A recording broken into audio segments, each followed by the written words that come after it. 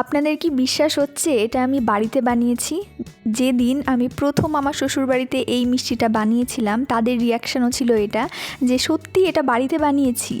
এরকম নরম তুলতুলে মুখে দিলেই মিলিয়ে যাওয়ার মতো রসে টইটম্বুর সুজির গোলাপ জামুনের রেসিপি আজকে আপনাদের সাথে শেয়ার করব। কিভাবে বানালে নরম তুলতুলে হবে আর মুখে দিলেই মোমের মতো মিলিয়ে যাবে। তো সব কিছুই শেয়ার করছি। প্রথমেই শিরাটা তৈরি করে নেব, যার জন্য নিয়েছি 1 কাপ চিনি, আর সেই কাপেরই 1 কাপ আর হাফ কাপ মানে 1.5 কাপ জল, আর 2টো ছোটো এলাচ থেতো করে নিয়েছি। যে কোনো বাটি কাপ যে কোনো কিছুর মেজারমেন্টে আপনারা সুজি নিতে পারেন। এখানে আমি ছোট্ট একটা বাটিতে সুজি নিয়েছি। আমার সুজিটা মোটা ছিল বলে আমি গ্রাইন্ডারে এটা গুঁড়ো করে নিয়েছি। জাস্ট দানাগুলো ছোট হয়ে গেছে, তবে পাউডার হয়নি, তবে পাউডার করলেও সমস্যা নেই। এবার এই সুজির মধ্যে আমি দিয়ে দেব 1 চামচ ঘি। 1 চামচ ঘি দিয়ে সুজিটা ভাজতে হবে। ওদিকে শিরাটা আমি চিনি গলে যাবার পরে 4 থেকে 5 মিনিট শিরাটা ফুটিয়ে নিয়েছি, তাহলেই তৈরি হয়ে যাবে আমাদের এই সুজির গোলাপ জামুনের শিরাটা। এবার এটা ঠান্ডা করতে দিতে হবে। এবার যে সুজি আর ঘি দিয়েছিলাম সেটা আমি 4 থেকে 5 মিনিট আমার সময় লেগেছিল। একদম স্লো আঁচে এটা ভেজে নিতে হবে। এখানে সুজির কালার চেঞ্জ করা যাবে না, শুধু সুজির যে কাঁচা ভাবটা সেটা চলে যাওয়া পর্যন্ত ভেজে নিতে হবে। এবার সাইডে আমি দুধ, যেটা গরম দুধ, যেই কাপে আপনি সুজি নেবেন সেই কাপেরই মেপে আপনাকে 2.5 কাপ, মানে 1 কাপ যেহেতু সুজি নিয়েছিলাম তাই আমাকে এখানে 2.5 কাপ নিতে হয়েছে দুধ। এবার জাল করা দুধটা আমি 2.5 কাপ দুধ একবারে দিইনি, আস্তে আস্তে ধীরে ধীরে দেবেন, অল্প অল্প করে। তারপর যে লাম্পসগুলো ক্রিয়েট হবে এরকম খুন্তির সাহায্যে লাম্পসগুলোকে মেশাতে হবে, আর সুজির এই মিশ্রণটা মানে ডোটা ভালো করে মিশিয়ে নিতে হবে। সুজিটা যখন এরকম ঠিক হয়ে যাবে রান্না হয়ে, তখন একটা বাটি বা যে কোনো পাত্রে ঘি বা তেল ব্রাশ করে নিয়ে সুজির ডোটা দিতে হবে, আর 2-3 মিনিটের জন্য ঠান্ডা করতে হবে।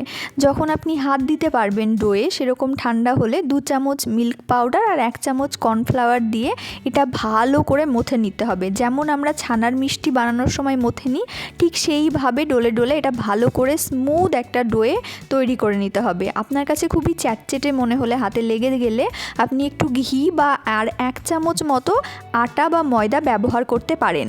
এরকম যখন সফট একটা ডো তৈরি হয়ে যাবে, সেখান থেকে আমি ছোট ছোট করে লেচি করে আমি গোল গোল গোলাপ জামুন করে নেব। গোলাপ জামুন করার সময় যদি আপনার গোলাপ জামুনগুলো ফেটে যায় বা তৈরি হতে না চায়, তাহলে কিন্তু আপনাকে আরও 4 থেকে 5 মিনিট ডোটা ভালো করে হাত দিয়ে মথে নিতে হবে। একদম স্মুথ করতে হবে ডোটা, তবেই কিন্তু পারফেক্ট গোলাপ জামুন তৈরি হবে।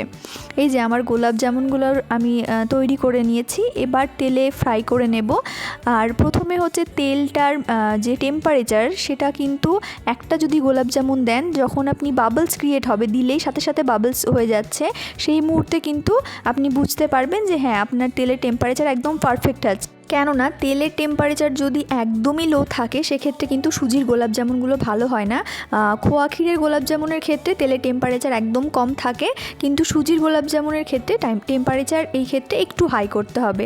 আর অনবরত নাড়তে হবে যাতে গোলাপ জামুনের প্রত্যেকটা জায়গায় আঁচটা পড়ে, আর এরকম লাল লাল হয়ে ভাজা হয়ে গেলে আমরা তুলে নেব।